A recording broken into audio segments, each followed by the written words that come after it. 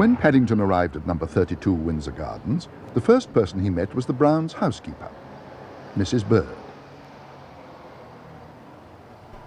"Good afternoon," he said. "I'm from darkest Peru, and I've come to stay." "Peru!" exclaimed Mrs. Bird. "Good gracious, whatever next?" "Don't worry," called Judy. "He's going to have a bath. Hold on, Paddington, I'm just coming." "Did you say you're from Peru?" called Mrs. Bird. "Darkest Peru," said Paddington. "In that case, I'd best be getting some more marmalade in." "Fancy knowing I like marmalade," exclaimed Paddington. "Mrs. Bird knows everything about everything," said Judy. "She sounds just like Aunt Lucy," said Paddington. The next person Paddington met was Judy's brother Jonathan, and while Jonathan put some bubble mixture into the bath, Paddington listened carefully to his instructions. "There's some soap," said Judy, "and a towel, and a brush so that you can scrub your back." Paddington felt he would sooner just sit in a puddle, but he didn't like to say so. "It sounds very complicated," he announced. "Well," said Judy, "don't forget to wash your ears. They look very black." "Black?" said Paddington hotly. "Black? They're meant to be black. At least, I think they are." For a moment or two, he toyed with the idea of whitening his ears with a toothpaste, but he soon gave that up. There were other, much more interesting things to do.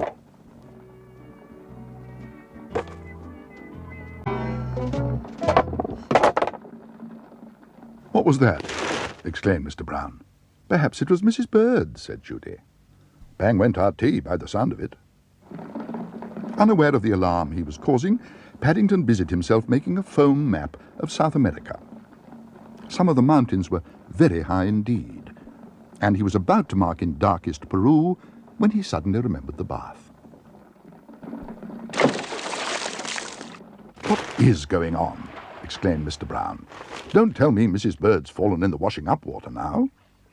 "That's funny," said Jonathan. "Talking of water—" "Gosh!" cried Judy. "Look!" "Paddington, he's in trouble." To say that Paddington was in trouble was to put it mildly.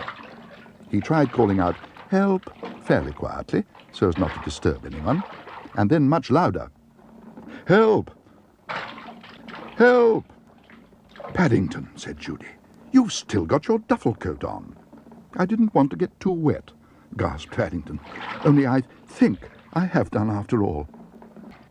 "Why ever didn't you pull the plug out?" exclaimed Jonathan. "Pull the plug out?" repeated Paddington. "Nobody said anything about that." "I shall never, ever have a bath again," he said firmly. "It's much too complicated." But before he went to bed that night, Paddington did have one more go. "It's what's known as a dry bath," he announced.